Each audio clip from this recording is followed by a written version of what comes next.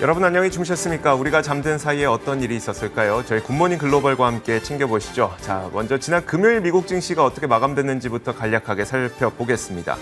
자, 3대 지수는 일단 혼조세를 보였습니다. 고용 호조 덕분에 다우 및 S&P 500 지수는 사상 최고가를 경신하면서 마감이 됐는데요. 반면에 기술주 중심의 나스닥은 고용이 워낙 좋다 보니까 그만큼 금리 인상에 대한 우려감이 고개를 들고 있고요. 이 때문에 다소 부진한 모습을 보였습니다. 나스닥 지수는 0.4% 하락, 다우 지수는 0.4% 상승, S&P 500 지수는 0.17% 상승으로 혼조권에서 마감됐습니다만 경기 민감주가 상당히 강력했던 그런 한 하루를 보냈습니다.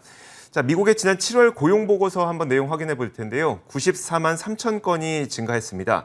시장 예상치였던 84만 5천 건을 훌쩍 뛰어넘어서 상당히 좋은 고용 시장이었다는 것을 보여줬고요. 또 실업률 역시 5.4%로 시장 예상치였던 5.7%보다 훨씬 크게 개선됐습니다. 그만큼 7월 고용 시장이 상당히 강력했다는 점이 확인이 됐고요. 자, 이 때문에 10년물 국채 금리는 크게 올랐습니다. 거의 1.3% 수준까지 오르면서 1.29%에서 마감됐습니다. 금리와 역의 상관관계를 갖고 있는 금 가격의 경우에는 이 때문에 급락했는데요. 2.5% 급락해서 1,763달러 수준까지 떨어진 채 마감이 됐습니다. 고용이 좋다는 것은 그만큼 경기가 빠르게 개선되고 있다는 것이고 그러다 보니까 안전자산보다는 위험자산에 대한 선호 심리가 더 강해지면서 금값은 하락한 것으로 보입니다. 자, 이런 지난 금요일 시장의 특성을 잘 반영해서 대표적인 경기 민감주들은 이날 대체적으로 올랐는데요. 금융과 에너지, 산업재와 소재 섹터가 일제히 상승하는 모습이 나타났습니다. 특히 금리가 크게 오르면서 금융주가 일제히 급등해서 JP모건이 2.8%, 뱅크 오브 아메리카가 2.9%, 웰스파고는 3% 넘게 올랐고요. 골드만삭스는 사상 최고치 신고가로 마감이 됐습니다. 또 이렇게 경기 민감주가 강력한 상승을 보이면서 그 반대편에 있는 경기 방어주는 다소 부진할 수밖에 없었겠죠. 금리 상승의 피해주로 분류되는 기술주도 다소 부진했는데요. 애플과 아마존이 1% 안쪽의 하락을 보였고 경기 방어주로 대표적으로 꼽히는 유틸리티와 헬스케어 이런 업종 지수가 약보합권에서 마감이 됐습니다. 자, 이처럼 지난 금요일 시장은 고용 호조 덕분에 경기 민감주가 뚜렷한 상승세를 보였던 하루였었는데 그렇다면 이번 주는 어떻게 될 것이냐? 자, 이번 주에 가장 시장에서 주목하고 있는 바는 물가지표입니다. 11일에는 소비자 물가지표인 CPI가 발표가 되고요. 이어서 12일에는 생산자 물가지표인 PPI가 발표가 되는데 지난주에 고용이 좋았기 때문에 만약에 물가까지 좋게 나온다면 다시 한번 테이퍼링에 대한 우려가 고개를 들 가능성이 있어서 이 물가가 어떻게 나오게 될지 시장에서는 주목을 하고 있습니다. 이 결과에 따라서 단기적으로 경기 민감주가 더 갈지 아니면 고평가 기술주가 반등할지 그 분위기가 달라질 수 있어서 여러분들께서도 주목하시면 좋을 것 같습니다. 자, 특징적이었던 몇 가지 기업들 살펴보겠습니다. 먼저 첫 번째로 로빈후드인데요. 로빈후드가 다시 한번 크게 반등했습니다.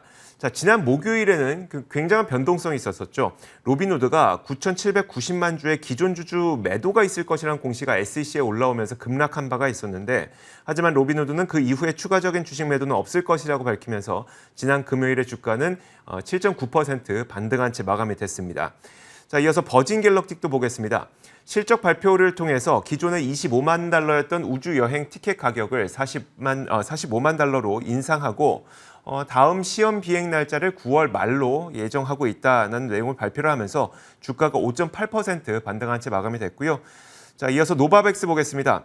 노바백스는 코로나 백신 관련주인데 이 코로나 백신 긴급 사용 승인이 4분기로 지연될 수 있다는 발표가 이번 실적 발표에서 있었습니다. 또 실적도 역시 월가 예상치를 밑도는 부진한 실적을 발표하면서 주가는 19%나 급락한 채 마감이 됐습니다. 자, 상품 선물 시장. 조금 전에 저희가 금 가격은 봤으니까 국제유가 한번 보도록 하죠. 자, 국제유가는 이날 크게 하락했습니다. 1.8% 내린 채 마감이 됐는데 보통은 이제 국제유가와 에너지 관련주들의 주가 움직임이 비슷하게 상관관계를 가지면서 움직이지만 이날은 경기 민감주인 에너지들 주들의 주가의 움직임은 좋았지만 국제 유가는 하락하는 어떤 상관관계가 약간은 깨지는 그런 모습이 나타났습니다. 국제 유가가 하락했던 이유는 이 변이 바이러스가 확산되면서 여행 제한 등 수요가 부진할 수도 있다는 우려인데요. 그 때문에 이 주간 기준으로는 거의 7%나 하락했습니다. 한 달 만에 또다시 주간 기준 최대 낙폭을 기록한 채 마감이 됐습니다. 지난 금요일 하루만 놓고 봤을 때는 1.8% 내리면서 67.84달러에 마감됐습니다. 자, 이렇게 시장 전반적인 움직임 살펴봤습니다. 애프터마켓 이어가겠습니다.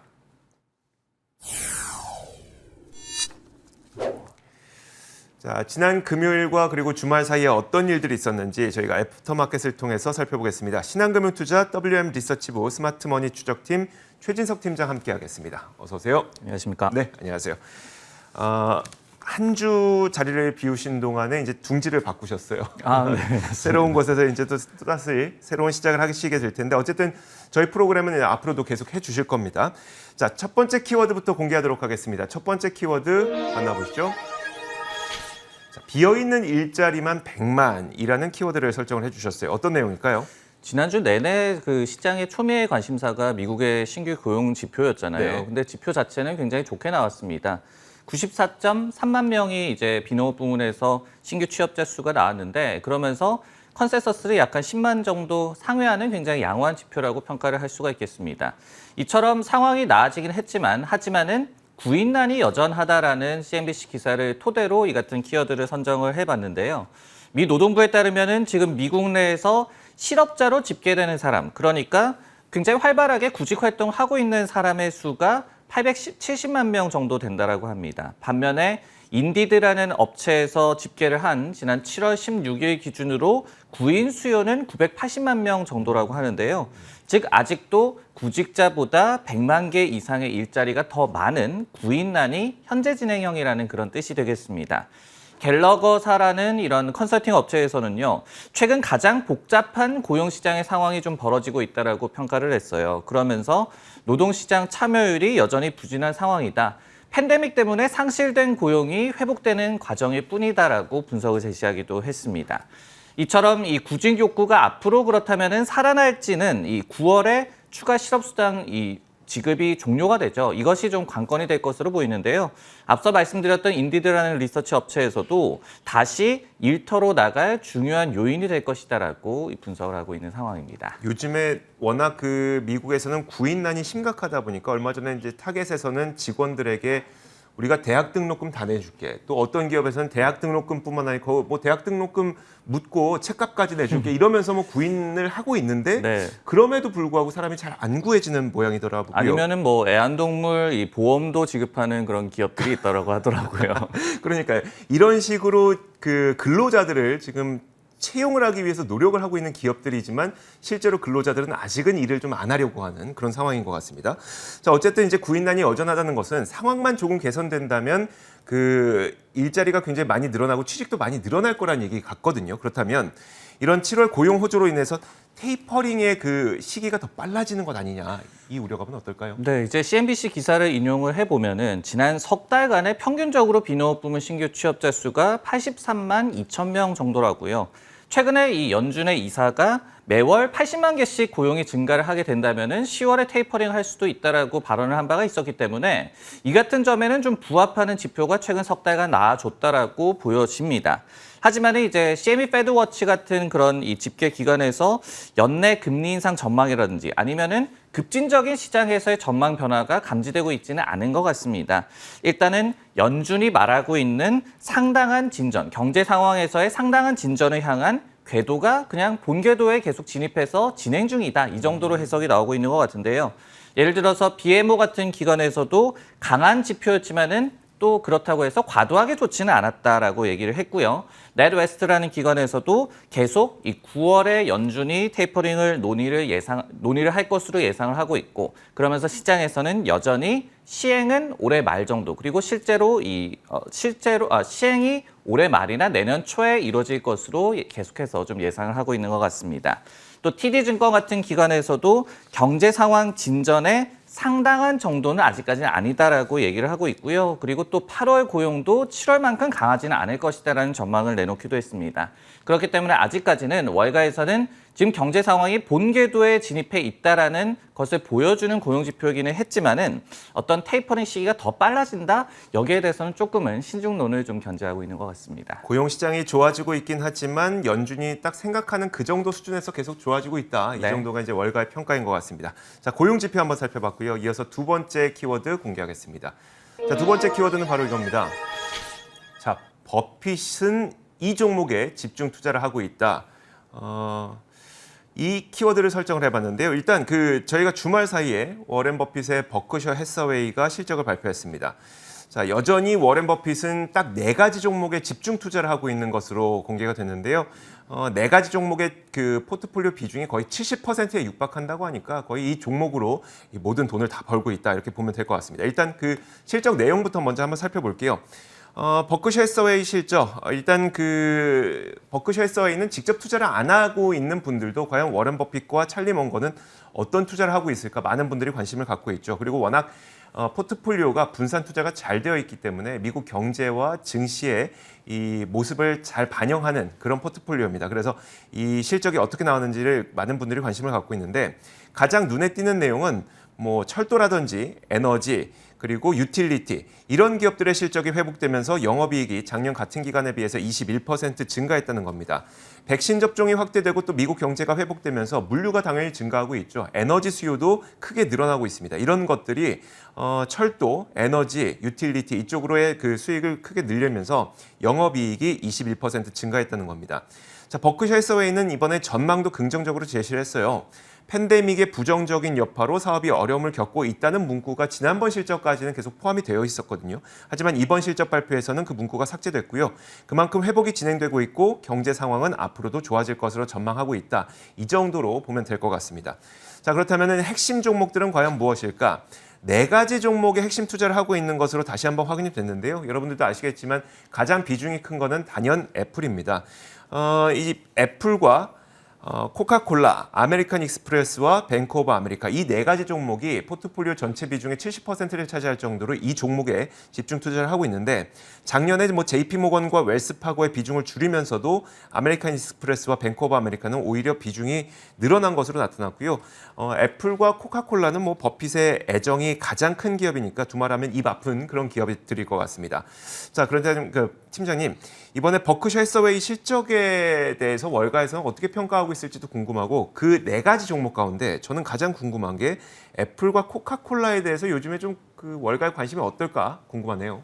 버크셔가 실적을 현지 시각으로 토요일에 공개를 했습니다. 네. 그러다 보니까 뭐 아직까지는 시장 반응을 저희가 살필 수도 없고 그리고 관련해서 투자 의견이 어떻게 변화했는지도 아직까지는 좀 집계가 불가한 상황인데요. 하지만은 간접적으로 실적이 발표되기 전에 시장에서 어느 부분에 가장 신경을 썼었나 이 부분을 복기를 해본다면은 어느 정도의 좀 판단이 가능할 것 같습니다. 투자 정보 미디어 이 시킹 알파에서는 현금 수준과 그리고 자사주 매입 이 수준을 좀 확인을 해야 한다라고 애초에 좀 전망을 내세운 바가 있었는데요. 실제로 이제 1분기에 버크셔 해서웨이가 66억 달러의 자사주를 매입을 했었습니다. 근데 2분기에도 60억 달러를 추가 매입한 것으로 이번에 나타났습니다. 그러면서 6개월간 한 126억 달러 정도 자사주 매입을 하고 있고요. 참고적으로 작년에 247억 달러의 굉장히 많은 자사주 매입을 한 바가 있었습니다. 그리고 이제 현금이 1,441억 달러를 보유하고 있는 것으로 나타났어요. 그러면서 1분기에 1,454억 달러 대비해서 조금 줄기는 했지만은 견고한 수준이다라는 그런 시장의 반응이 나오고 있거든요. 즉 주주 환원을 여전히 활발하게 하면서도 현금 수준도 견고한 수준으로 그대로 유지를 했다. 이 정도의 좀 판단이 가능할 것 같습니다.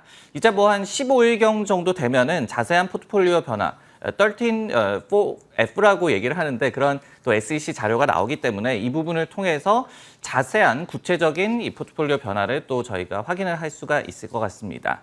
애플과 이제 코카콜라 같은 경우에는 두 기업 모두 어떤 실적 발표 이후에 좀 횡보하는 흐름을 나타내고 있는데요. 근데 투자 심리는 그에 비해서 나쁘지는 않은 것 같습니다. 예를 들어서 특히 버크셔의 포트폴리오에서도 약간 40% 정도를 차지하는 애플 같은 경우에는 물론 이제 다음 실적에 대한 어떤 우려, 그리고 뭐 여러 가지 가이던스가 모호했다 이런 비판의 여론이 좀 있었기 때문에 실적 발표 후에 주가 반응은 그렇게 시원치 않았습니다. 하지만은 오펜하이머라든지 UBS, 캐너코드 등의 주요 IB가 또 주주립 목표 주가를 또 상향하기도 했고 최근에는 8월 3일인가 그랬습니다. 펀더멘털 리서치라는 곳에서도 투자 의견을 그대로 유지를 하면서 목표 주가를 상향했기 때문에 주가 반응과는 또 별개로 뭐 나쁘지 않은 그런 투자 의견이 감지가 되고 있는 것 같습니다.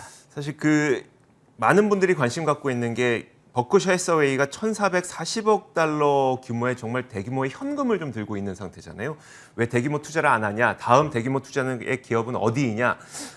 그 이제 과거에 애플의 이 그 영예를 좀 떠올리면서 그런 관심을 갖고 계시는데 아직까지도 대규모 투자에 대한 계획은 발표가 되지 않고 있어서 그건 또 계속 기다려봐야 될 것 같습니다.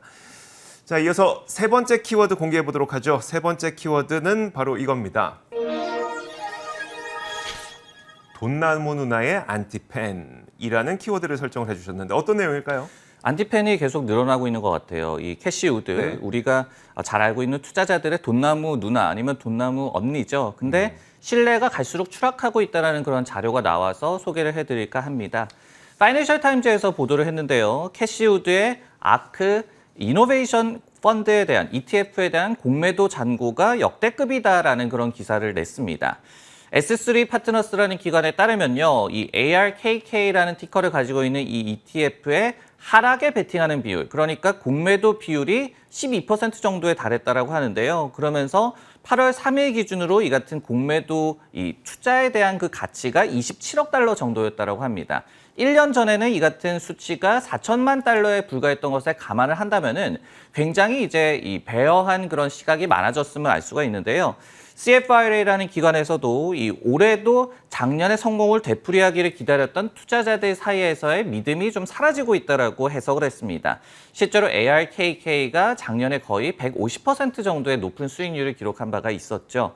그러면서 공매도 성적도 최근에 크게 개선되고 있는 것으로 나타났는데요. 지난 1월에서 6월까지의 ARKK ETF에 대한 공매도에 따른 손실, 이 시가평가의 마크투마켓이라고 얘기를 하는데 3,800만 달러였다고 합니다. 이렇게 손실이었는데 근데 이제는 1.37억 달러 이 이득으로 나오고 있는 것으로 또 나타나기도 했습니다. 이처럼 성적이 안 좋으니까 매도 포지션이 늘고 그러면서 공매도 성과가 계속해서 올라가니까 자금 이탈이 가속화되는 좀 악순환이 나타나고 있는 것으로 보이고 있는데요. 실제로 지난 7월에 ARKK에서 9.44억 달러의 자금이 순유출된 것으로 나타나서 월 기준으로 최대의 또 순유출을 기록한 것으로 나타났습니다. 와, 상황이 이렇게 되니까 최근에는 이에 아예 그 아크인베스트의 ETF에다가 반대 베팅을 할 수 있는 또 다른 ETF가 나왔다고 하죠. 네, 최근에 이 같은 ETF가 나왔는데 어떻게 보면은 저희가 지수 인버스 ETF나 네. 펀드 이런 거를 생각하시면 될 것 같아요. 좀 소개를 해드리자면은 미국의 이 터틀 캐피털 매니지먼트라는 그런 회사에서 이 같은 상품을 출시를 했습니다. 지난 7월 3일에 미국 SEC의 숏 ARKK ETF의 승인을 요청하는 그런 승인 요청을 제출을 했는데요. 티커가 이제 SARK라고 합니다. 그러면서 ARKK ETF의 수익률이 안 좋아질수록 성과가 계속해서 좋아지는 ETF라고 하고요. 그러면서 지금 언론 기사에 따르면은 특정 회사나 상품을 겨냥한 첫 인버스 이 펀드가 나왔다라고 이 전문가들은 얘기를 하고 있습니다. 터틀 캐피털 매니지먼트 측에서는요, ARKK가 이미 수익성은 아직 낮은 성장성이 높은 IT 기업에 대한 매수 익스포저를 대표하고 있다. 그러면서 투자자들은 반대편 투자 전략에도 XSR 권리가 있다라면서 이 출시 배경을 밝히기도 했습니다.